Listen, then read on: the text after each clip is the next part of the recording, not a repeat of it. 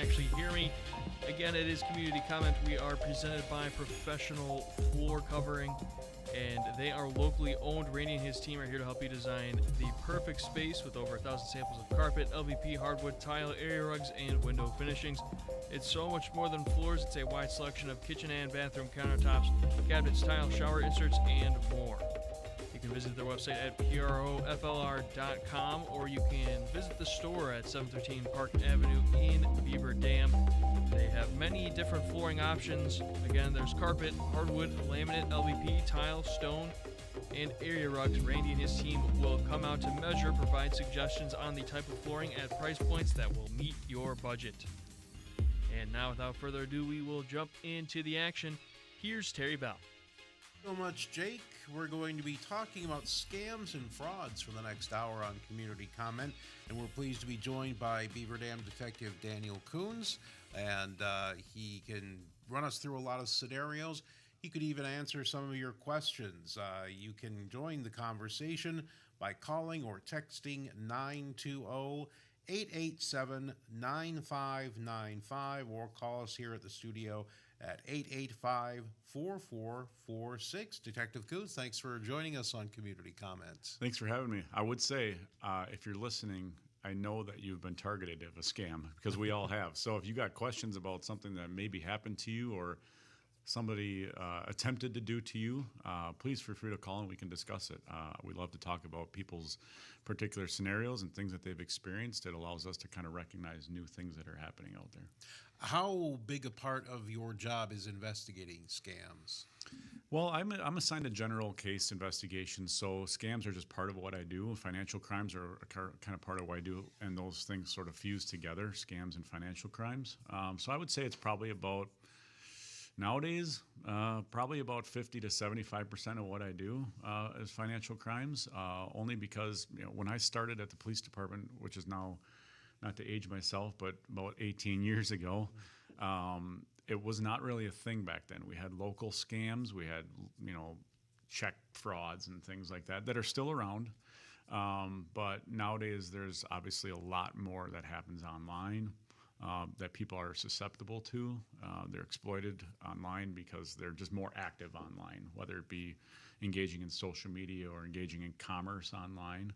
So there's just a lot more opportunity for scammers to get a hold of people's money online. Absolutely. Yeah. So talk to us about some of the scams that are currently making the rounds.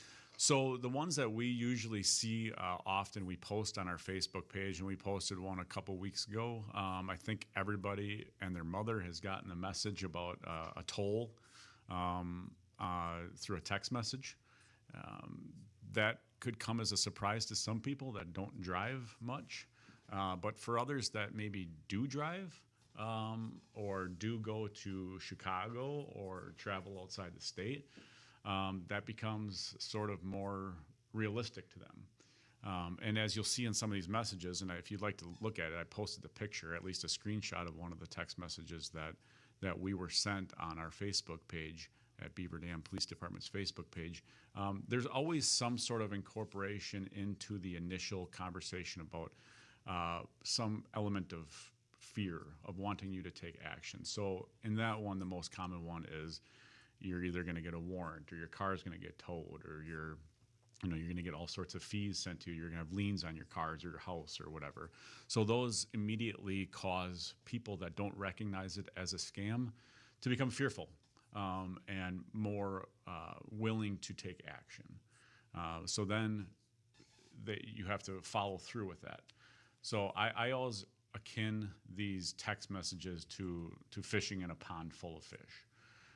If you are out on the dock and you throw a line in, which is the scammer, and you got 1,000 fish in the lake or in the pond, and 1% of them bites, you got yourself a few victims potentially. And so it's worth it. It's a game of law of averages. Sure. So it's definitely worth the scammer to try it, because they're going to get a certain amount of people to respond. Another kind of scam going around is somebody impersonating a local law enforcement officer. you say you've been impersonated over the phone or by email by scammers looking to take advantage of people. Yeah, again, that one was phone calls. So rather than text messages, this one came in the form of a call claiming to be a member of the Beaver Dam Police Department. And this happens across the country. It happens from agencies across the country where it's really not hard to hop online and find the name of an officer on your department's website or some other source and just cold call people.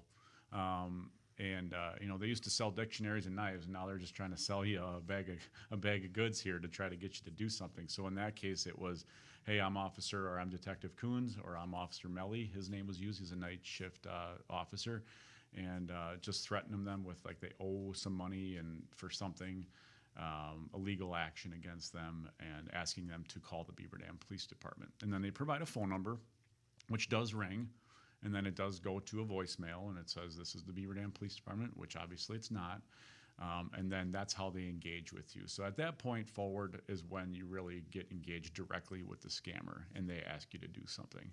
So the scary part is nowadays, a lot of it used to be, writing checks or sending checks, whereas now you're seeing a lot more of the scammer obtain their money by use of cryptocurrency, which is highly unregulated. So for us to investigate the crime after cryptocurrency get involved becomes a little bit more complex. So it's beneficial for them because it's almost entirely anonymous. So the risk versus reward calculation is pretty good for them. I can see someone, if they're fearful and in a hurry to resolve something, turn over to someone they think is a police officer, a debit card number or a bank account routing number.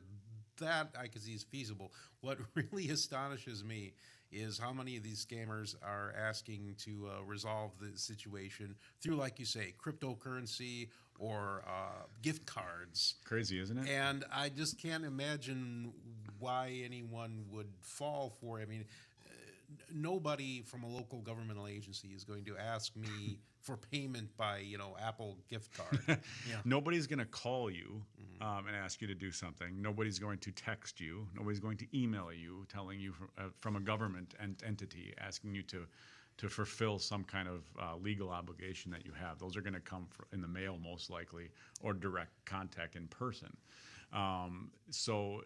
Yeah, I ask that question a lot about. And we have these discussions at the police department, how could somebody actually go to a store and jump in front of one of these crypto ATMs that you'll find and plug in hundreds and hundreds and hundreds, and I'm talking hundreds and hundreds of dollars, thousands. How does somebody do that without their brain clicking, saying this is not right? Especially even on these machines, there's warnings that pop up saying, are you involved in a scam, et cetera. So there's all sorts of kind of roadblocks in your way to get through, to actually send the money.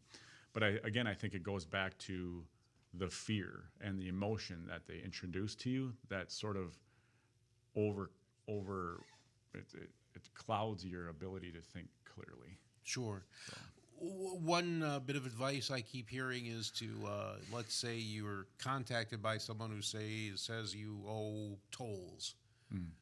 And it's perfectly feasible. Maybe you do own tolls. What you should do is get off the phone with whoever's contacting with you, call the agency yourself, look up a number yourself. That way, don't call the number they give you. Right. And you're far more likely to get to the truth of what your situation That's is. a good point. I mean, I think everybody knows. I mean, if you don't know, our police department's number, 887-4614, is going to get you to our police department. Nowadays, they can spoof numbers. They can make it look like they're calling from anywhere. So I get 10 calls a day on my work phone from 920 numbers, but it's a scammer. They just want to make themselves look local. So it's the same as the impersonation scam. They gave a 920 number. All you got to do to create a 920 number is download any old app that's free, and they'll assign you a phone number. You pick one out, that's 920, and now you have a phone number.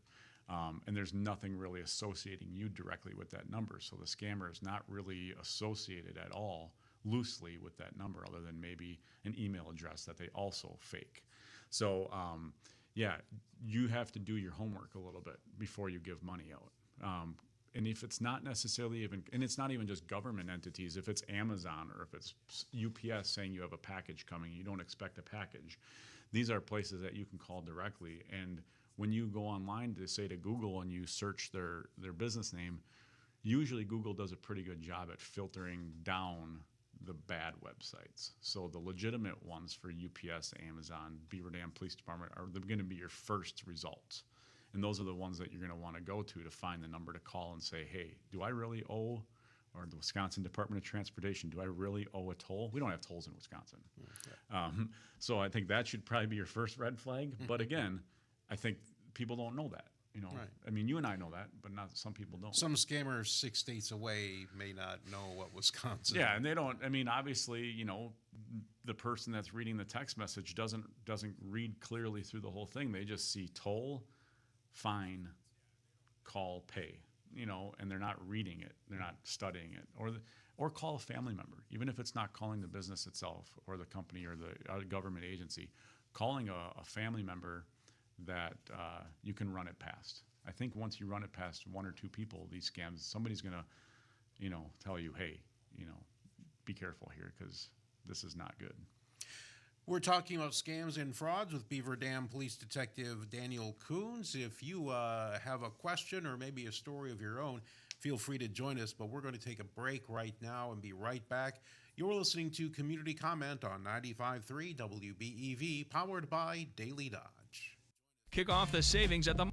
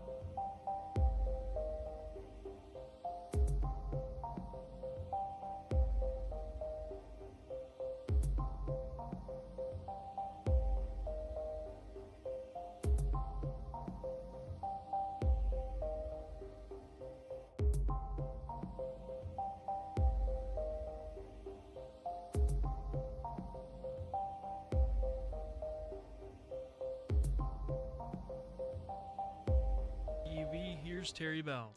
Thank you very much, Jake.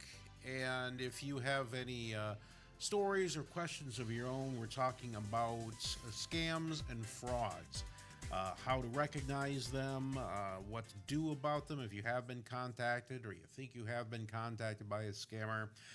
We are joined today by Detective Daniel Kuhnz of the Beaver Dam Police Department.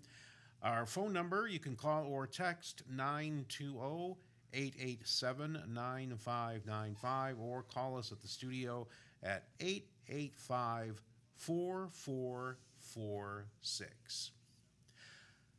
So we've talked about some scams that have been going around recently. I guess what are some other situations currently happening that you're keeping an eye on? So, again, going back to when I started, it was a lot of check frauds. It was a lot of people exploiting. We had exploiting of people's grandparents, people stealing a check and going out and writing it like that. We still do see a lot of that.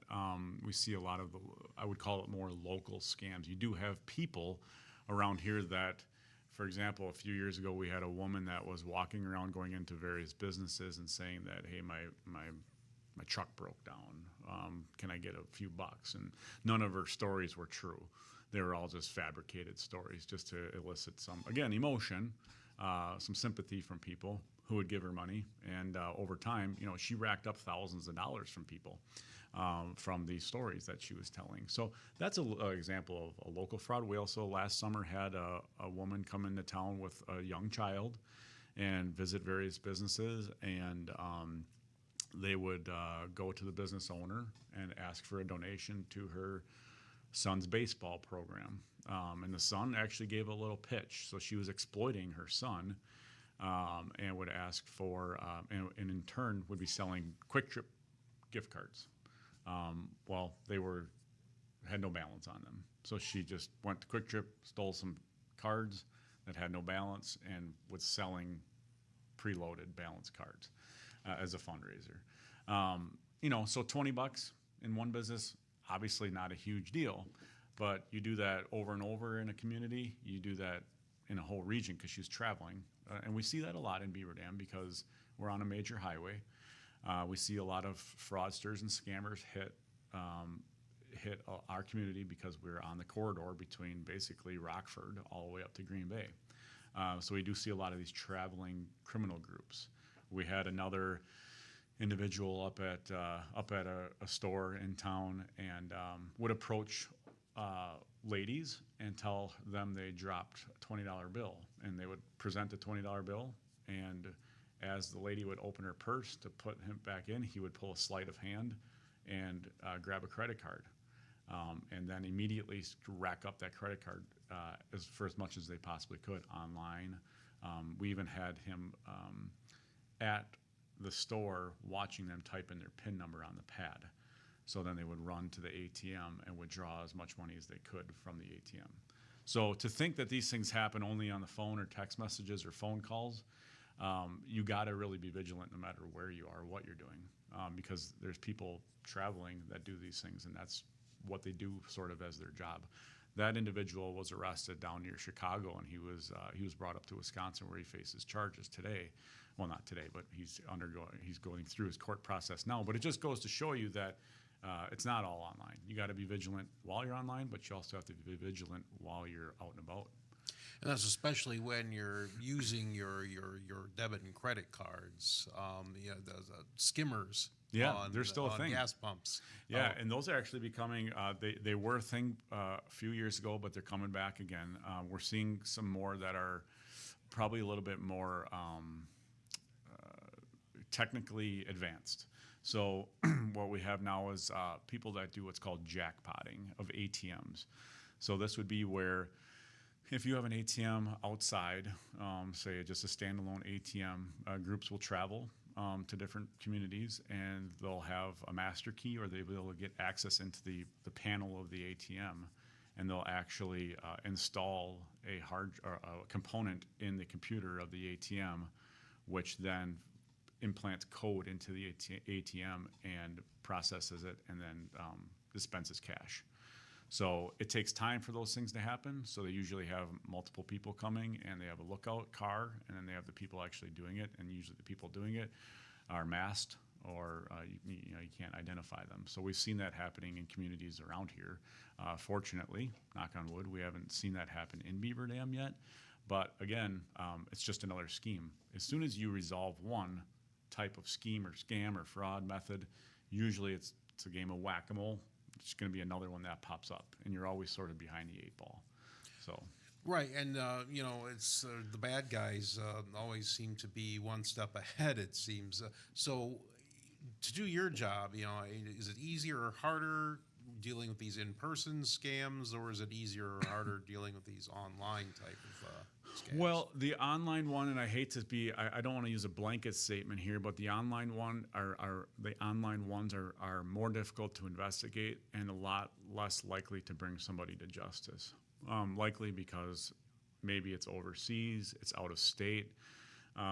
For example, if you have a situation where somebody is able to scam somebody here in town and convinces that person to send $100, $200, $500, $1,000, $100,000, and it goes to they wire it from a Western Union or something similar to that to a bank account in Florida. And that bank in Florida doesn't do business here. Say it's a local credit union down there. It's difficult for me because now I don't have the authority to write a subpoena on a bank in Florida that doesn't do business in Wisconsin. So by the time I get assigned an investigation, or one of our detectives gets assigned an investigation, you're already a week, two behind the complaint, and then you keep pushing it out. By the time I get a subpoena, you're a week or two. By the time you really get your investigation underway, you're a month behind, really chasing the money down.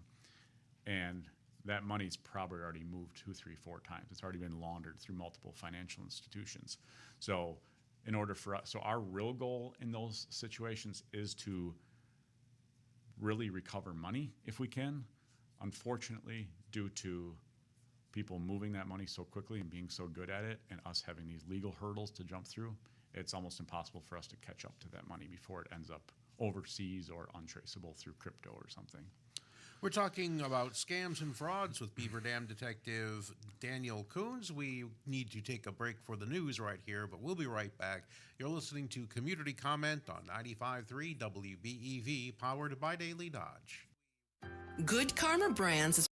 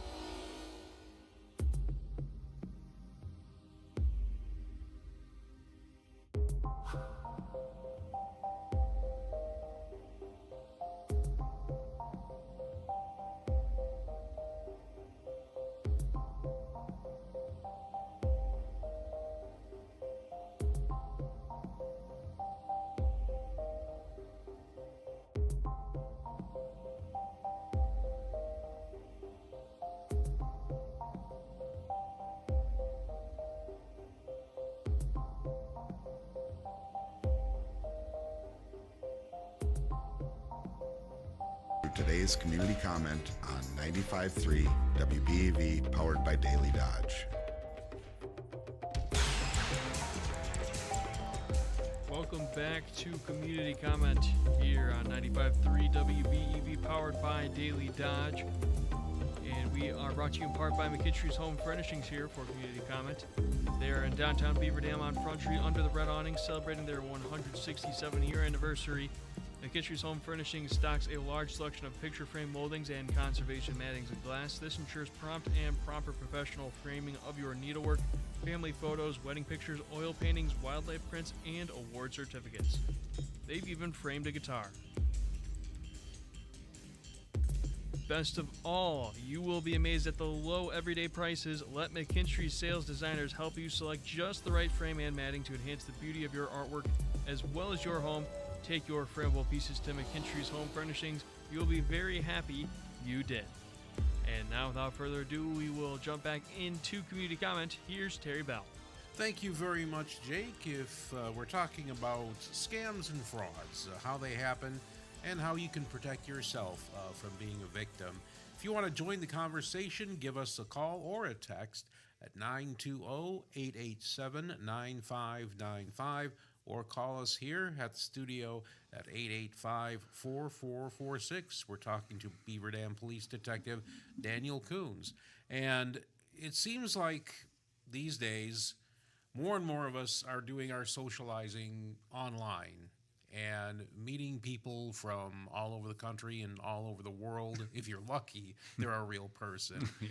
But a lot of people, and especially on dating apps, are susceptible to being ripped off. Yeah, there's a lot of some of the probably more sad cases that I've seen involve the use of romance, only because there's such an emotional investment in that type of scam for the victim.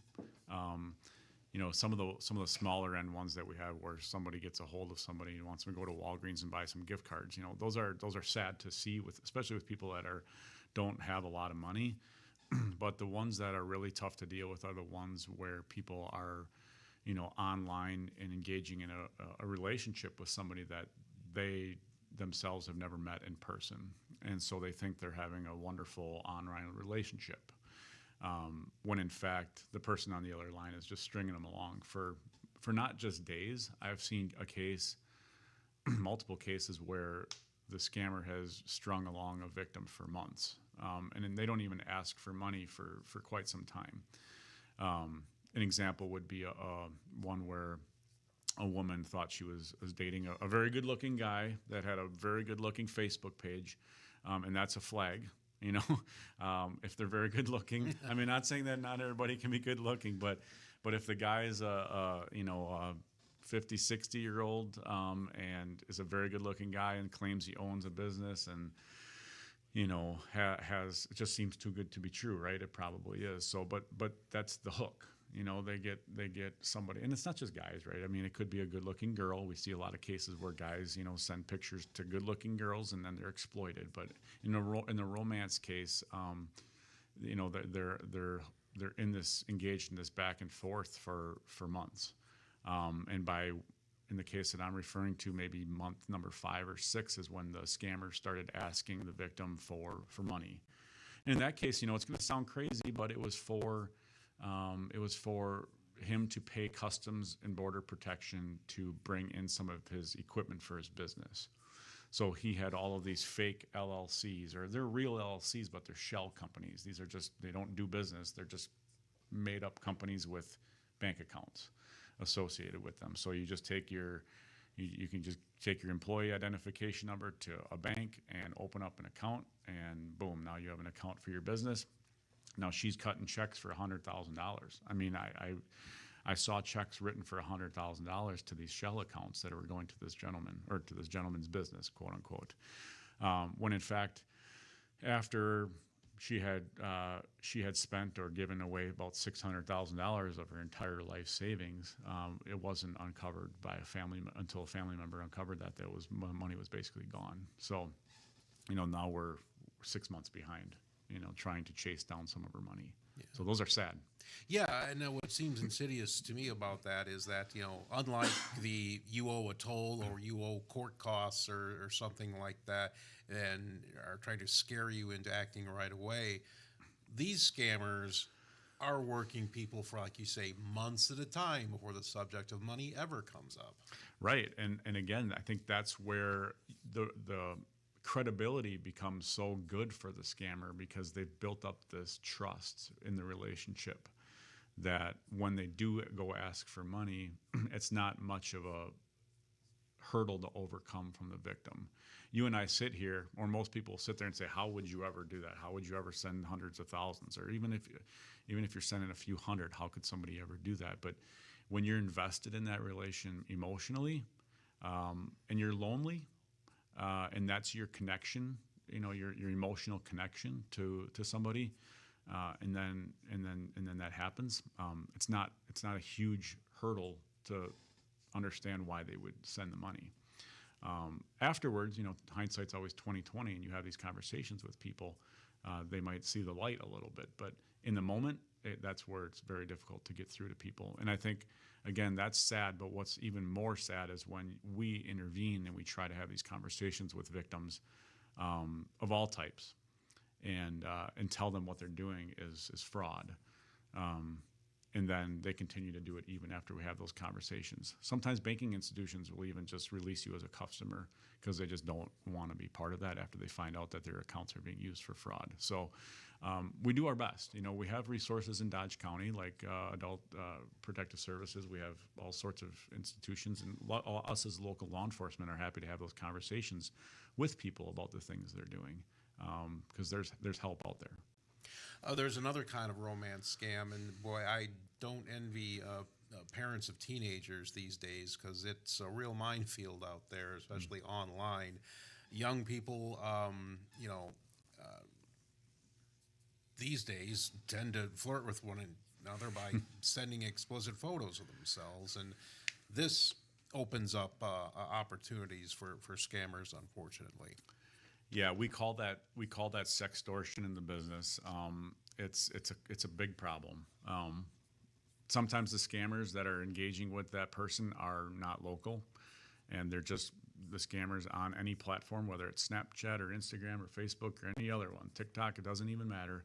You start having that private message conversation with somebody and sending out pictures to people you don't know, even if you do know them, and they are somebody that goes to school with you, and you start sending explicit images, that in the moment, might seem like not a terrible idea. But down the road, when you break up with that person, and now they still have images of you, even though it was on Snapchat and you thought it deleted, you can take a picture of a phone, you can take a screenshot, there's everything, all sorts of things that we've seen you can do to save an image. Once an image is taken, it lasts forever online. You are putting yourself in a vulnerable position down the road to get extorted. So the scammer's most likely going to ask you for money. Otherwise, they're going to send that image to your family and embarrass you. So we've seen a lot of younger victims, go out to use whatever money they have, go to Walgreens and buy the gift cards and send them because they thought they sent this to a good-looking girl. Or if it's a local person that at school, that could come back and haunt you because maybe you break up and now they're mad and now they show people those images or those videos.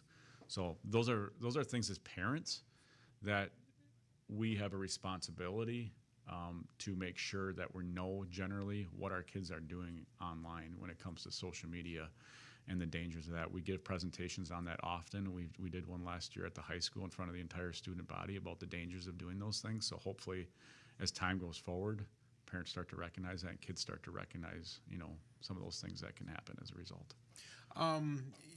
You feel very strongly that these platforms could be doing more to prevent these things, from the onset, from bad actors getting accounts and misusing them. Yeah, I think with the technology that's available nowadays, and I hope that this is in the works, that your larger platforms, and I don't want to, isolate anyone out in particular, but because there's so many, but if they recognize that there's social media accounts that really aren't active, aren't posting things like they should be, there should be algorithms in place that recognize when an account is not used legitimately. If it's messaging random people, if it's not necessarily seeing the content, but just messaging random people.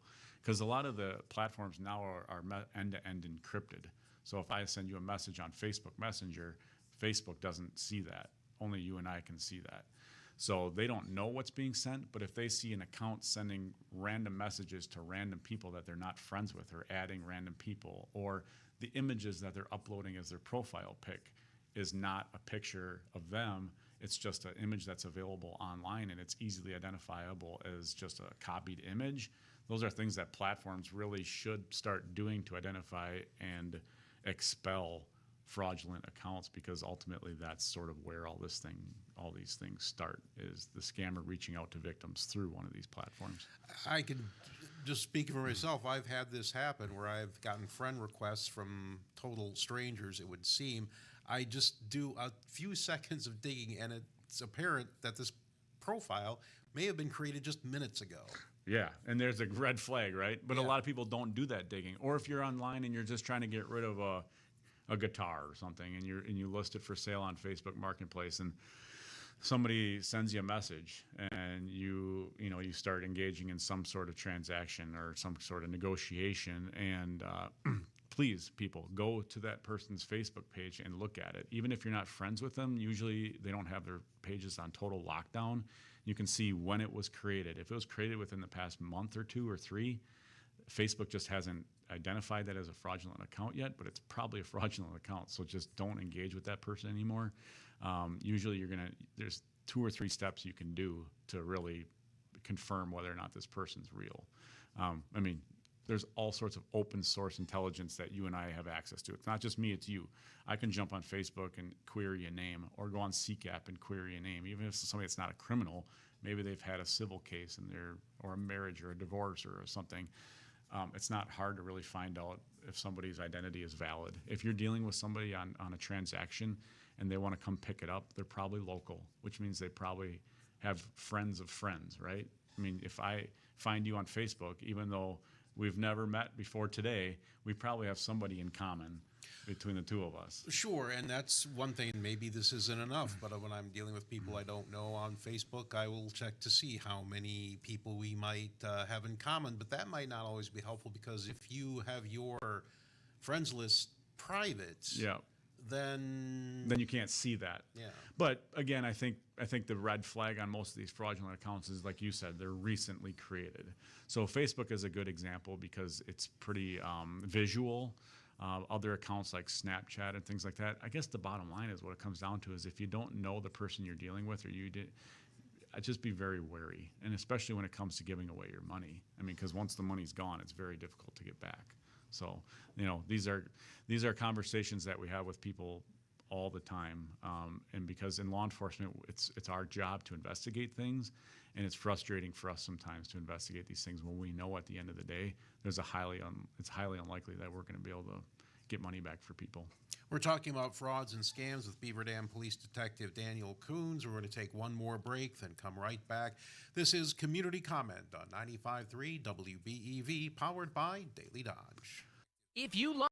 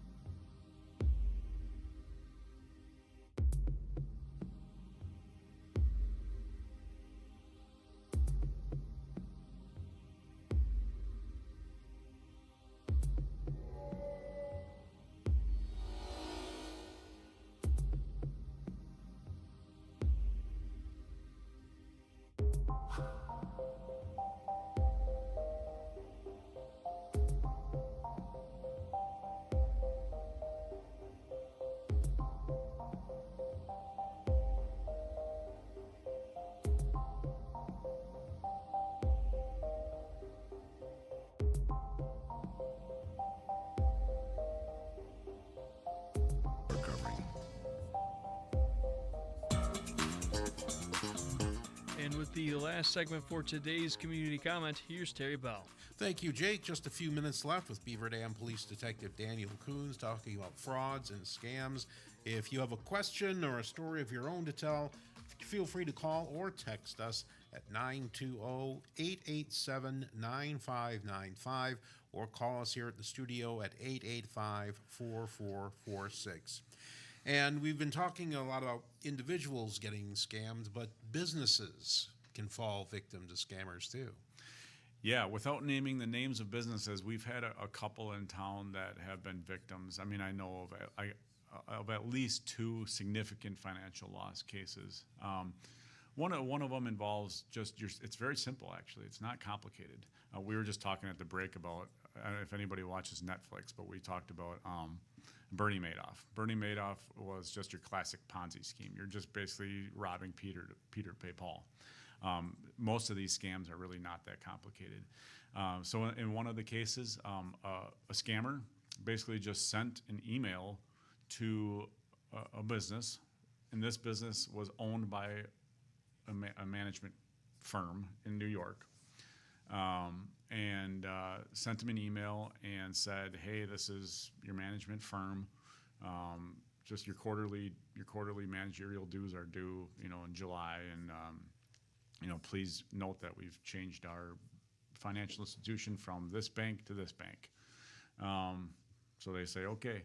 Problem is that email came from a scammer, right? So they created a bank account, and they created this email to look very real. They put the logos on there and everything.